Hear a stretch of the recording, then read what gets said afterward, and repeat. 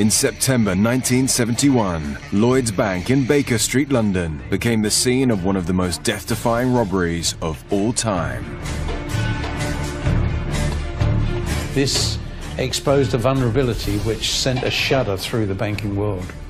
This particular kind of offence takes major planning. It takes a certain amount of criminal audacity. I mean, explosives, thermic plants, these are serious endeavours. Whilst a fearless gang were going to incredible lengths to reach their loot, they didn't realise they were broadcasting the robbery. I heard somebody say, "We've got 400,000 and we'll let you know when we're coming out." It was very unusual, the police listening into the broadcasts and trying to track the robbers down. What followed was an extraordinary game of cat and mouse that shook the very foundations of the country's establishment, making this one of Britain's biggest heists.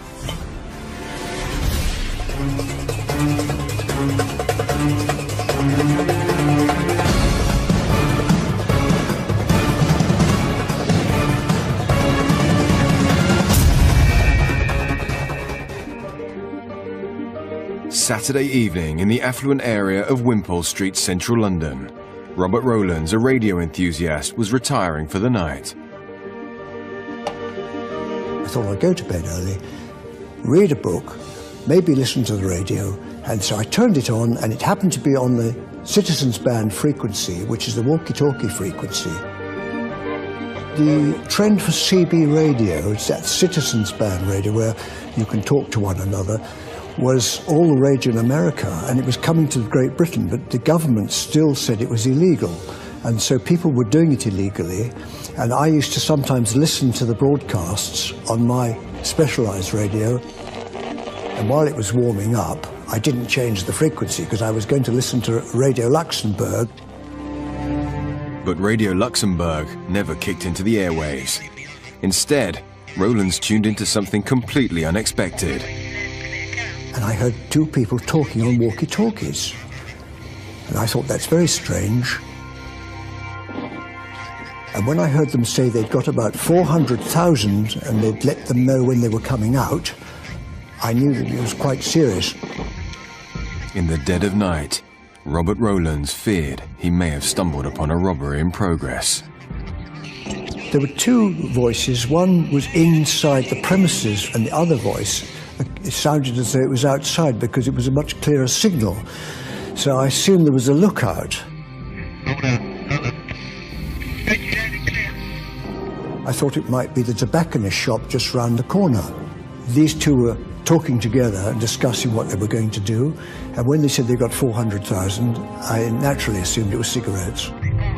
Concerned that he had somehow managed to tune into a frequency being used by thieves, Rowlands knew he had to inform the authorities.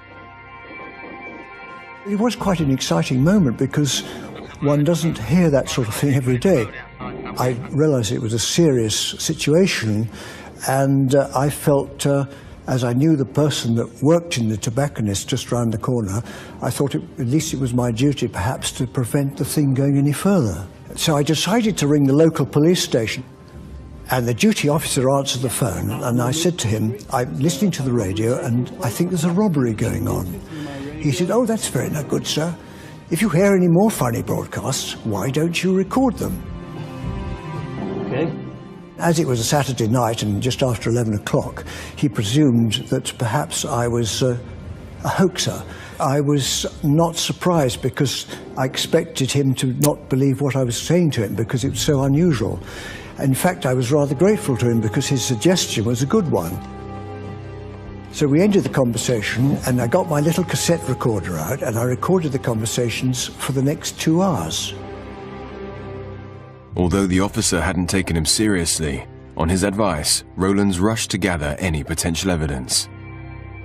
I got my little cassette recorder, and I held it by the radio, got back into bed, and every time they spoke, I pressed the record button.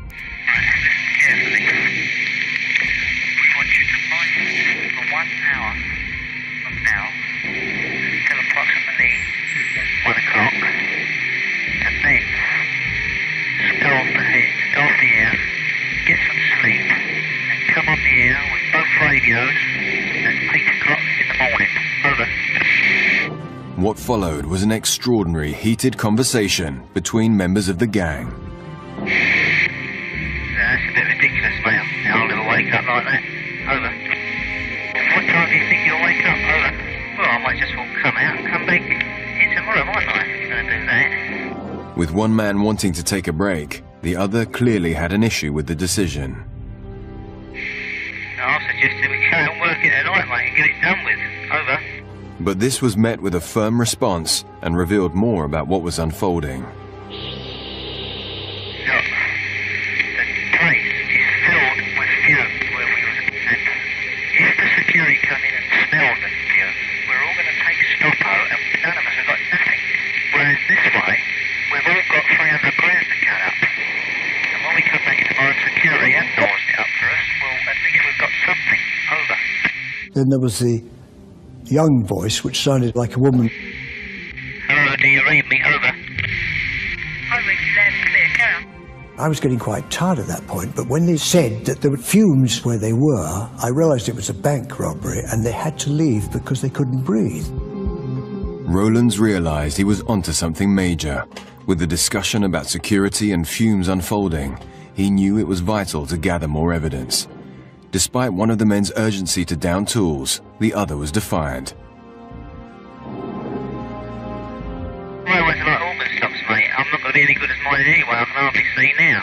If I don't do something. Over. Yeah, but you can go to sleep tonight. Over. How am I going to sleep tonight, mate? For a start off, I won't wake up. There's a certainty that. And I'm not going to sleep very well up here, am I? Over. Despite a potential robbery in progress, the thieves were getting into an argument about what to do next. There was all sorts of stupid, childish-like excuses, and the people in the bank got quite angry. I won't be able to sleep anyway, because it's freezing cold and everything. Over. You do what you've got to do, bub, please. The lookout man didn't want them to leave the bank, but the man in the bank wanted to leave because they couldn't breathe. The fumes were so bad. In fact, a deep voice came onto the radio, and everybody stood to attention. The man on the roof immediately changed his attitude. It was obviously Mr. Big, the man in charge of the whole operation. It was possible for us to work on and all the working on office working non-stop all day. If you put the earplug in your ear, you had the radio on, wake up, it would be like an alarm call, won't it? Over. And the man on the roof calmed down then. I will stay here. I will stay awake. Will you try and get in a bit earlier? All right? So they left the bank, and he was left to sleep or not sleep. The robbers had leaked vital clues, and with early conversations alluding to the theft of thousands of pounds, Rowlands was now in a race against time to warn the authorities. It was about 1 o'clock when I phoned the police the second time. As I hadn't had much response from the local police, I phoned Scotland Yard. I told him that I knew there was a robbery going on and that I'd recorded it.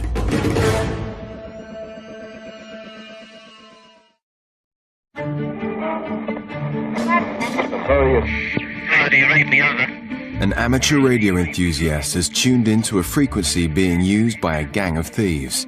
After hearing shocking conversations suggesting they have stolen thousands of pounds, he alerts the police for a second time in the hope of catching the criminals red-handed. Mr. Rowlands was able to hold the signal with the equipment he had and listen to the various bursts of conversation which drew his attention to the fact that this could be not a joke or not somebody skylarking about, but actually a real crime being committed. That was the initial source of what swung into a massive operation. The Metropolitan Police immediately dispatched officers to Wimpole Street. I played some of the cassette, and he was quite convinced then that this was a genuine situation. We've all got 300 grand to cut up. And when we come back in tomorrow, security have nosed it up for us. Well, at least we've got something. Over. Officers listened intently to Rowlands' recordings, but nothing else was coming through the radio. They sat there all night until the morning, At 8 o'clock, we listened to the radio. It was still on, and we were getting quite tired by that time. And at 8:30, it suddenly crackled into life.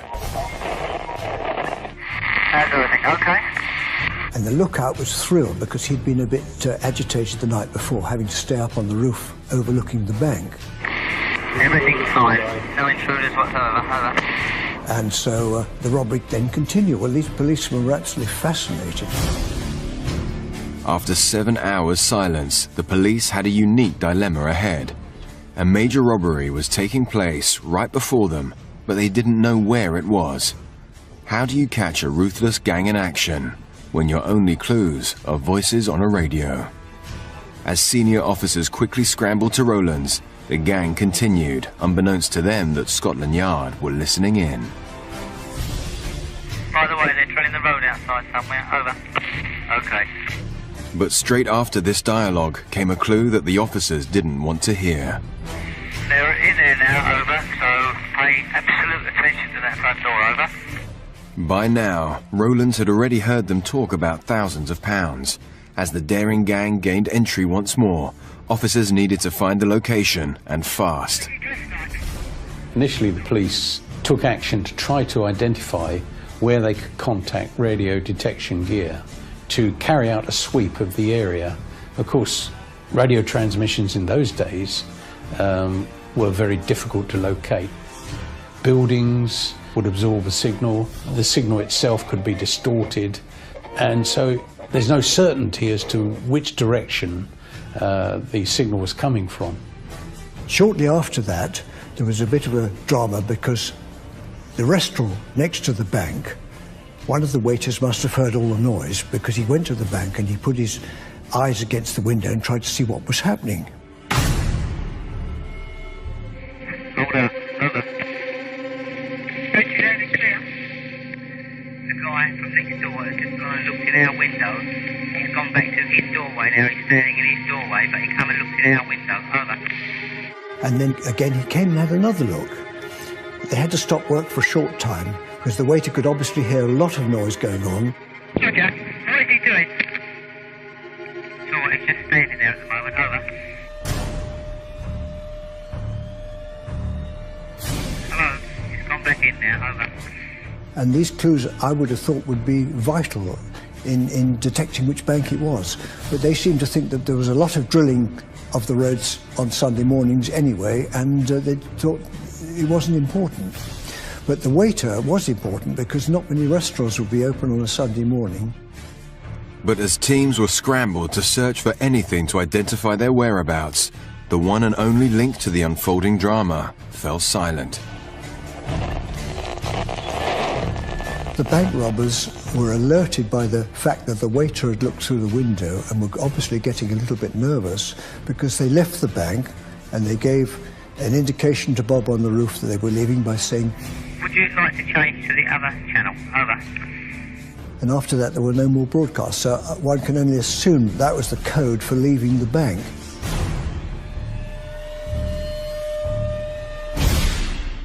With nothing else to go on, Scotland Yard were on the back foot. Teams of officers were sent to scour the streets.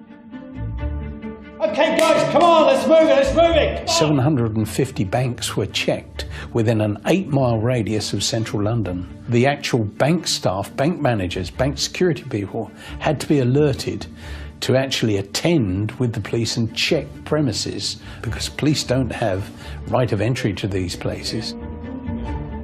With no further messages coming through, the officers could not establish if the thieves had changed frequency or had already looted one of the major banks in the capital and fled. They sent squad cars to all the banks, which was complete madness, and I told them about 3 or 4 times, this robbery is not in Greater London, it's local, it's within 1 to 2 miles at the very, very most. The task now facing Scotland Yard was colossal. An 8-mile radius of Wimpole Street covers 22 boroughs in the capital. With limited resources, Sunday trading hours and hundreds of premises to check, every officer went to work to desperately try and find the targeted bank.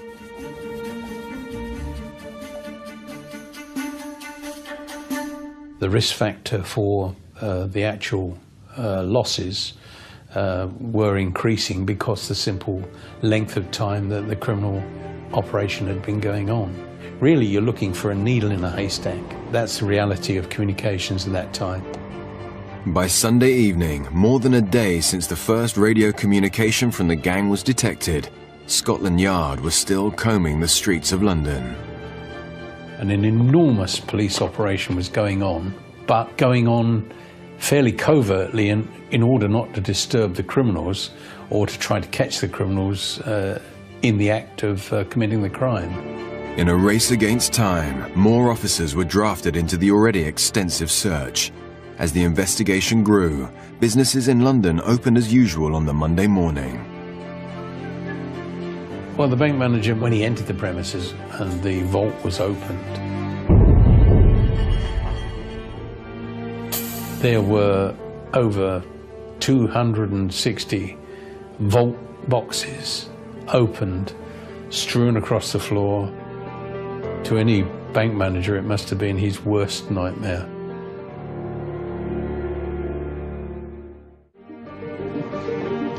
Despite the extensive trawl, Scotland Yard had their worst fear finally confirmed. Come on! It was only on Monday morning when the banks opened that the report came in that it was the Lloyds Bank at Baker Street. Lloyds, in the heart of London, had been part of the UK's financial empire for over 100 years, serving customers from its busy branch on the corner of a well-known high street. Their vault housed hundreds of safety deposit boxes containing immeasurable wealth, many of which had been ransacked. The bank manager must have been very, very shocked indeed. He must have really been biting his lip when he reported to his seniors at Lloyds Bank what had happened. Imagine the effect on the shares market. Imagine the effect on the city that a major bank had been attacked in this manner. On the Monday morning, we waited with anticipation to see which bank had been robbed, because it was obviously going to be a feature of the news broadcasts. And sure enough, it was. On Radio 4, it was the leading story. The headlines this morning: a radio ham in London who picked up a conversation between two men using walkie-talkie sets started a hunt for bank robbers. The police were having to defend themselves because they were being accused of inefficiency and they should have caught the robbers. But they were saying that they'd called in the post office, who were in charge of radio at that stage. Now, the post office said, well, we don't have experts on 24 hours a day, and we called people in specially, but by then it was too late. So you had the police, to an extent, blaming the post office, and the post office blaming the police. The simple reason was the minor delays were caused by the difficulties in homing in on a signal on a given frequency, which can be wholly inaccurate.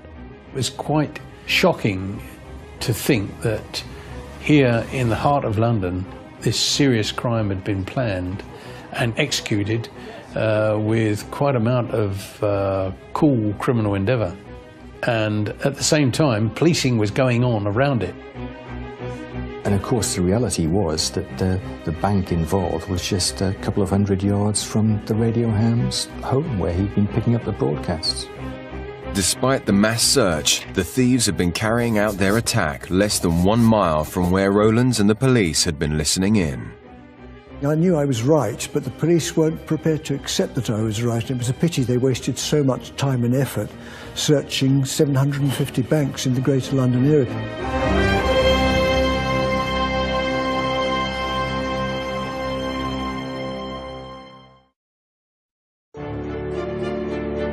The most audacious robbery in British history has taken Scotland Yard by surprise. Having listened to a gang of robbers trade remarks on walkie-talkies, officers searched London to catch them in the act, but the gang got away after ransacking a bank vault only a mile from where police were listening in. Now further revelations come to light. We'd had robberies where robbers had got in through the ceilings of banks before, but I think this was probably the first that was coming up from under the ground. The hole in the floor was fairly small. I was quite surprised how small it was. It was about 14 inches by 10 inches, something like that, through thick concrete with a little tunnel coming in. The devastation around would have been considerable. The debris everywhere would be quite shocking. The bank staff had started clearing up the mess, and they put up some trestle tables, and on each trestle table they'd identified various items that were lying about in the vault, which the robbers had left behind, thinking they were of no value. And on one table there was a pile of watches and jewellery, another table piled of share certificates and paperwork that had just been thrown on the floor.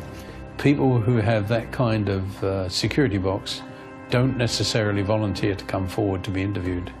And as such, the police would have been seeking the assistance of the bank to identify who the people were who actually owned the boxes. This crime was one of a kind. The daring gang had somehow managed to dig their way through mounds of earth and rubble to the floor of the vault. The initial inquiry, of course, which direction was the tunnel going in? Police would not have entered the tunnel immediately. They'd have put their heads down to see which direction it was going in. It would have been rather like treating a scene of an accident involving toxic materials on a motorway. You've got to know what you're dealing with. With a degree of difficulty, officers eventually traced the tunnel underneath the bank and premises next door to a shop 25 meters away. Police got into the premises, found brickwork, rubble, earth, sand, all the materials from underneath buildings, and then ascertained just how much equipment was there which had to be protected and forensically examined. A huge job, huge. Hello Control, this is Alpha 1 Charlie. We need forensics as soon as possible. Over. This shop, of course, was the operations room from which the individuals, armed with explosives and everything else, have used as their getaway point, as their arrival point, as their store, as their operations room. They had to drill down through the basement floor in that shop. The actual hole itself was small enough to be concealed using shoeboxes. Very, very claustrophobic conditions. And they went about it with a determination that said to me, there's been a major level of planning involved in this. The scene that faced detectives in the nearby vacant shop was extraordinary. The gang's meticulous planning was evident. The windows were all whitened up. There was a notice in the front to say reopening 1st September. It was a common feature of the West End of London for this kind of shop to close down and reopen with another style of shop. Anybody visiting the shop would have thought that it was a purely normal premises. Detectives assessed the scale of the robbery and started the enormous task of finding clues. Meanwhile, rumors about what the gang were looking for in the vault began to circulate. The rumors made it very, very difficult for the operations room to sort out what was real and what wasn't real. Allegations that the target was not in fact money and jewels, but compromising photographs of people in power were quickly dismissed by the Yard. In order to follow up what was factual and dispel that which was rumours such as blackmail, photographs, stuff like that, think in the line of the way the criminal committed his crime. Blackmail material, I would suggest, if it even existed, would not have been the prime target of these criminals, because the simple reason was the kind of individuals that carried out this crime are using explosives and other materials to forcibly enter this bank, and then over 260 security boxes within the bank. Their intention would have been to gather as much of value to them as they could. Secondary stuff like material that you could use for blackmail and stuff like that, if it existed, would have been the furthest thing from their minds, I'm sure. The police were quick to quash the rumours, only for another twist to appear. Bob Maguire from the Evening Standard was listening to the cassette, and the police burst into the room, grabbed the telephone from Bob Maguire. He was talking to his editor, and he looked at them, and the policeman turned round and said, "We're putting a D notice on this, and you mustn't talk about it." There was a ban or an embargo on the Sunday, and the police didn't want to alert the robbers to the fact that they were onto them. D-notices were requests, and there were always requests to editors not to use certain material which was seen as involving national security. Not something like this. There couldn't have been a D-notice because it was fairly widely reported over the following few days. Despite speculation, the press were keen to focus on other aspects of the case. You get ordinary people listening in and then tipping off the media to what the police were up to. You also had robbers who'd get equipment in their cars and they would listen into police broadcasts. But this was the other way round. This was the police listening in through the radio ham to what the robbers were up to. Okay, forensics. I want each and every fibre. This rare opportunity may have provided a window into the gang's raid, but detectives were starting from scratch at the crime scene. There was 40 feet of tunnel, ladders, oxyacetylene equipment, explosives, heavy jacking material, a massive amount of material, 800 separate items. Police officers attending there would have taken every step to ensure that that scene was maintained as a crime scene, and whatever was in the tunnel, if there was anything, the ladders, the debris from the offence, the blown concrete, everything to indicate what type of explosives were involved, what kind of fuse was involved to set the explosives off, what kind of thermic lance material. If they'd wanted to keep their identity secret, they'd have had to keep their gloves on all the time. But of course, it's not only the individual criminal involved, it's who handled the equipment before that. So the task facing the police was one of identification. Forensic examination of the vault, tunnel and shop began in earnest, but it was a different lead that caught their eye. We quickly ascertained that the shop was the operations centre, and it was ascertained that the shop had been leased. So from then on, the inquiries based upon the lease of that shop. We had a breakthrough. Yeah? What you got? I've got it. What? The lease.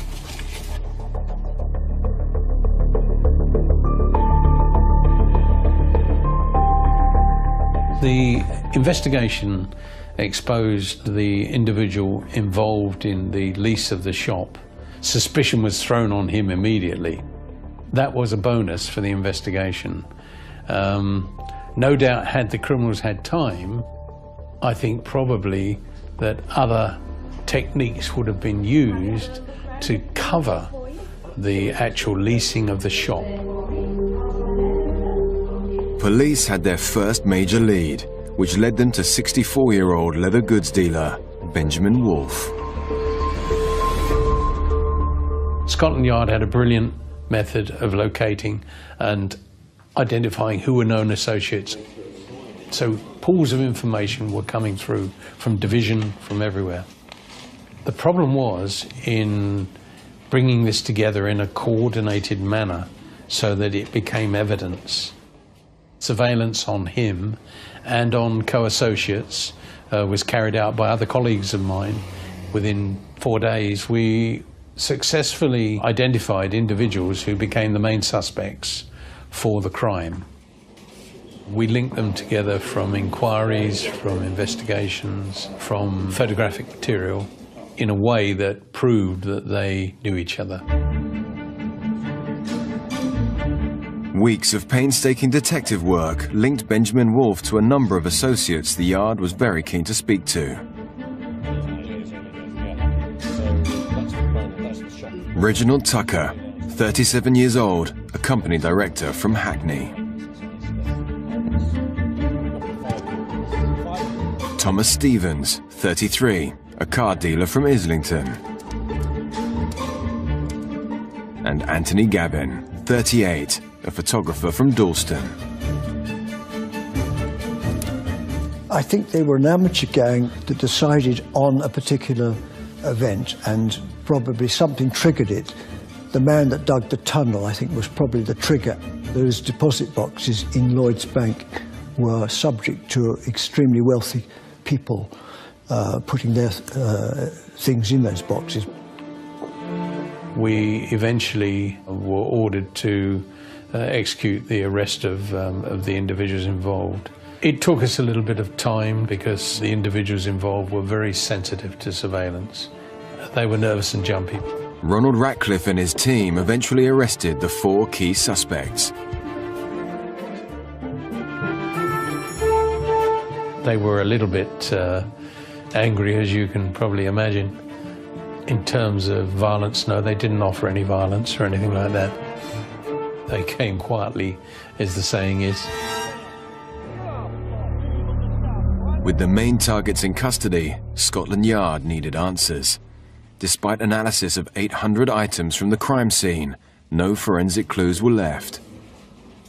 Clearly, when you think of the size of this crime, we were deeply concerned about others, but you need considerable resources, time and evidence to commit to an investigation, and in the end it may have proved fruitless. The actual interviewing of the individuals involved was carried out by the operations team, who had all of the factors at their fingertips, which they could employ in questioning and answering. What bloody walkie-talkie? It's not me on. It was thought that Tony Gavin was the key factor in tunnelling, was the expert, was able to achieve a very, very difficult task in tunnelling from the shop 40 feet through 8 tons of material. So I don't think he was alone in that endeavour, but nevertheless I think he was a key factor. Let's make some money. Thomas Stevens was supposed to have provided tools and tooling, but when you think about it and you put together the kind of planning for the operation, I don't think he was alone in that. I think probably when you look at the fact that they would have needed an explosive expert, they would have needed a man who was confident in using thermic lancing. The thermic lancing isn't something you can just take on and do at the drop of a hat. It requires previous experience. It's believed that Reginald Tucker, using a pseudonym, had previously entered the Lloyd's Bank at Baker Street and taken out the box using false details, and allegedly had carried out the initial measuring of the vault by using his umbrella. My own personal feeling is that due to the accuracy of where the tunnel emerged in the vault, this is a risk that the kind of team planning this operation would not have left to an umbrella. I think that other covert measures of measuring were undertaken, and I think the banking hall was visited probably at least 4 or 5 occasions by individuals who were covert to the operation. But the gang stonewalled officers. Despite this, Ratcliffe had his own theories on their involvement. Well, we'll be right there. Cheers, thanks. The bank itself was wired up with alarms on the windows, the doors, the walls, and the ceilings as well, because there had been robberies through people renting premises above and then dropping down into them. But it seems as though no one had thought about the tunnelling. So what had actually happened on the Sunday afternoon was that the police had visited the bank with the bank security people. They'd gone inside, checked things, found the alarms were all intact. Hold it, stop! And in fact, the robbery was still apparently taking place.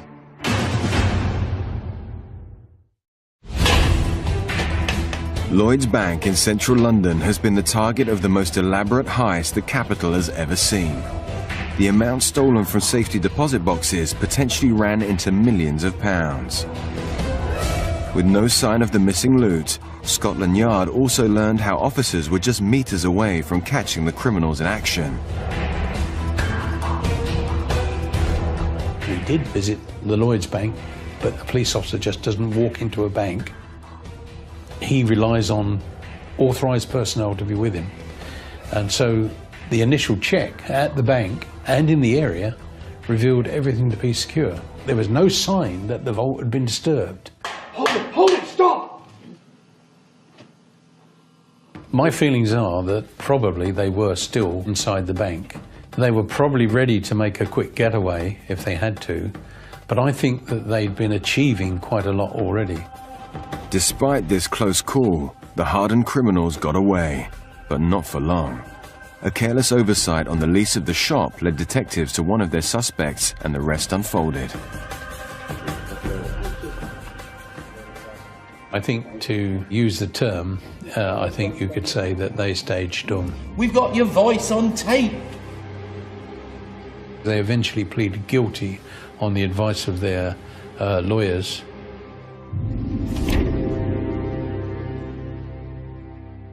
The jury have reached their verdict. Anthony Gavin, Thomas Stevens, Reginald Tucker. 2 years on from the Baker Street heist, a jury found all 4 men guilty of their part in the crime. Anthony Gavin, Reginald Tucker, and Thomas Stevens each received a 12-year jail term. The judge passed down an 8-year sentence to Benjamin Wolfe, taking his age into consideration. The gang gave little away about the robbery, but thanks to their walkie-talkies and what was left at the scene, we can piece together how they pulled off such a heist. I think there were two separate gang areas, and as such, they were disciplined enough to actually interchange because of fatigue. The digging of this tunnel itself must have been exhausting. The actual claustrophobia of going down through the floor of this shop must have been a big strain on the criminals involved. I know you're tired, we're all tired. It was possible for us to work hard, and all the work done. I've been working hands up all day. And shifted 8 tons of material from under the shop, under the premises next door, under the bank, and as such, in doing so, they exposed a well which was underneath. They then used extendable scaffolding type ladders, which I think were used like tram lines to shift the heavy equipment along. But at one stage, of course, they actually tried with, I believe, with a 100-ton jack to press out the floor. But in doing so, it began to press through, push the whatever they were resting the 100-ton jack on through the ground itself, rather than achieve the upward thrust. We made it. They knew precisely where they wanted to penetrate the bank. Using thermic lances in enclosed places is extremely dangerous, and they still carried on. They did not give in.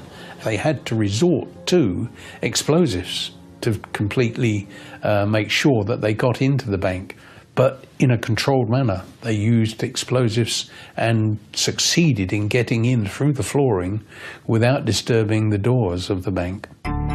The gang were relentless, cutting through 2 feet of reinforced concrete from their confined man-made tunnel below. It was chaotic, but the criminals knew what they were doing. Their main target was to remove valuables. Once inside the stronghold, they wasted no time smashing open some of the 268 boxes that lay before them. But using heavy-duty industrial equipment eventually proved problematic. How long do you think you're going to be in there? There's too much smoke from this thermic lance. I'm making my way back. Mr. Rowlands heard a conversation about somebody being tired and overcome by fumes, and that this individual needed refreshment in the way of tea and sandwiches. What followed was a bizarre war of words between those trying to reach the vault and the man tasked with making sure the coast was clear. The weak link was one of their lookout persons. Clearly, he didn't have the discipline that they wanted. He was getting bored, probably cold, probably a little bit frightened, and as such was overusing the radio system. I personally think there was more than one lookout, and probably there was a different frequency being used as well, which Mr. Rowlands was not picking up. When one looks at the amount of equipment that was accrued to carry out this job, they took other means and methods of communication besides the one they were doing. Despite their differences, it appears the gang decided to have a break partway through the robbery and resumed only to be almost caught when the police called in with the bank manager. They did not panic, and they knew that they'd got a window of time. Once the bank had been visited, they knew that unless they were visited again, then they had a reasonable amount of time to exit from the premises with the stolen cash, jewellery, and then they managed to get out of the bank by going back through the tunnel, which was an endeavour on its own. When officers turned on their heels at the vault door, the gang made their getaway. When they vacated the property, they exited through a rear window in order to leave the property locked and secured, so that even if it drew attention, access was not going to be gained immediately.